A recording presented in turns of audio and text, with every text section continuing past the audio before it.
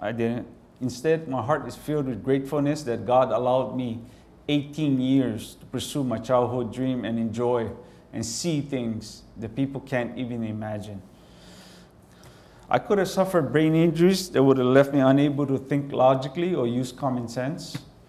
It didn't, although my good friends would argue that point. So are you going through some trials today? Maybe in your marriage, your health, or your career? Seek God, your darkest times, and He will make for you a way just as He did for me. Stand on His promise. Do not fear, I am with you. Do not be dismayed, I am your God. I will strengthen you and I will help you. I will uphold you in my righteous right hand.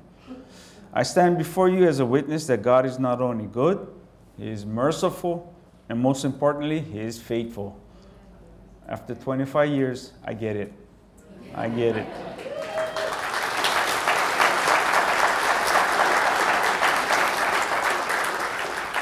In closing, I would like to share with you a little video that we had made when I was a helicopter pilot, showing you some beautiful scenery of this island as well as other islands. The song that accompanies it is sung by Tiffany Thurston, and it's called Healer. You know, and when I first heard this song, and not trying to sound like a stalker or anything, but it almost felt as though the song was written for me. Okay, so I'm going to let you look at it, enjoy.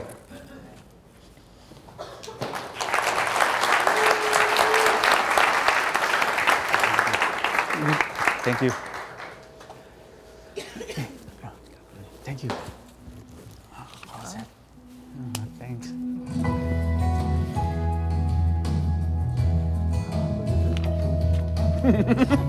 You don't want him to sing.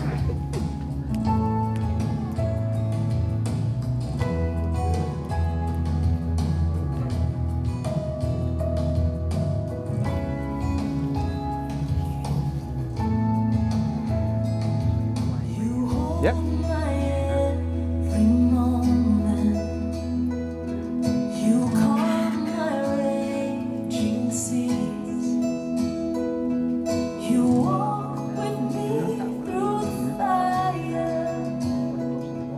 And heal all my disease. I trust in you. I trust in you. I believe you're my healer. I believe you are all I need.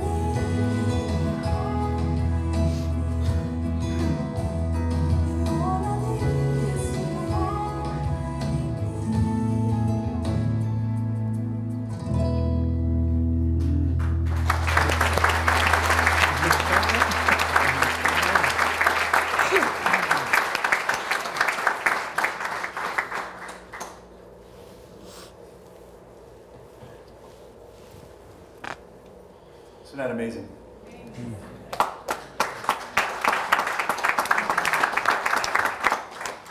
How do you explain all that? So I'm not here to explain that. I think I ran out of room on my little stickum here when you look at what Brian went through, you know. 22 years of living with uncertainty, right? You carry that with you thinking, falsely accused, what do I do? You know, and then you go through a triple bypass, you have a blood disorder, and I was familiar with that because that's when I saw Brian start darkening the doors of the hallway there, you know. And then when he went through the hemorrhage and was in the hospital, I remember those pictures as far as like what he looked like then and what you see now. And so it's amazing what God does. But if you're sitting in that place this morning, and it's even as Brian said, I'm not here to explain that, but I'm here to hopefully encourage you with that. And that's what testimonies are for. And you guys know a verse that is widely known, and we often throw it out there, and sometimes maybe even too lightly, but not grasping it and believing on it and holding true to it. Romans 8:28, and you know it well, and we know that God causes everything to work together for the good of those who love God and who are called according to his purposes. One great scholar, very wise man, once said, all in the Greek means exactly that. All means all. That means God takes everything you go through.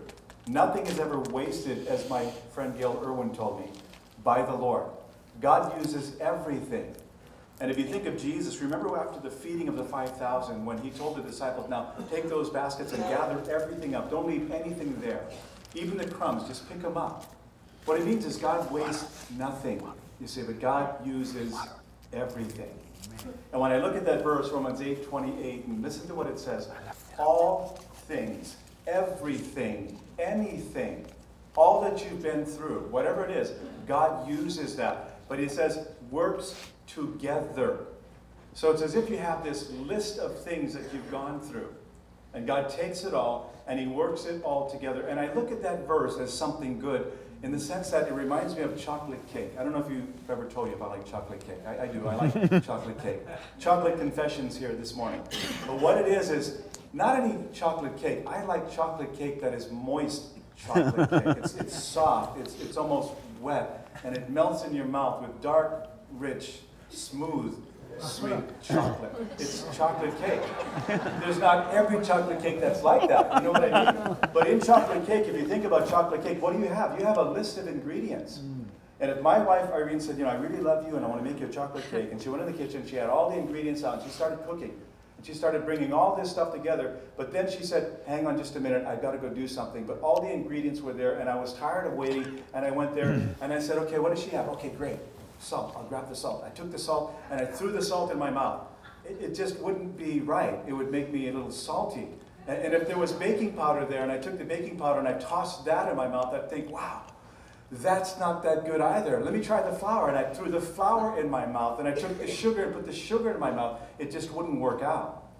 But if she took each one of those ingredients on that list and then she began to bring it together and then began to beat it together with the egg beater and then mix it, and then stir it, and then pour it into a pan, and then she puts it in a fiery trial, we would call it the oven.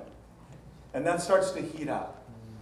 Then what you have that comes from that whole thing of all of these different list of ingredients is you would have chocolate cake. No, you would have all things working together now for good. And if you love God this morning, then he takes all things in your life and he works it together for good. And you might say, yeah, but I haven't been the best that I need to be. In fact, I have failures sometimes, but I do love God. Listen, it's for you. And if you're here this morning and you can say, I know that God has called me. But you know, Charles, in fact, I don't follow him like I need to. I don't walk like I should walk. I don't know him as well as I need to know him. So that's what Brian would share about his life. Brian told us often, he told me in Tao as we met with him and Deb, and he'd say, my life used to be like a canoe.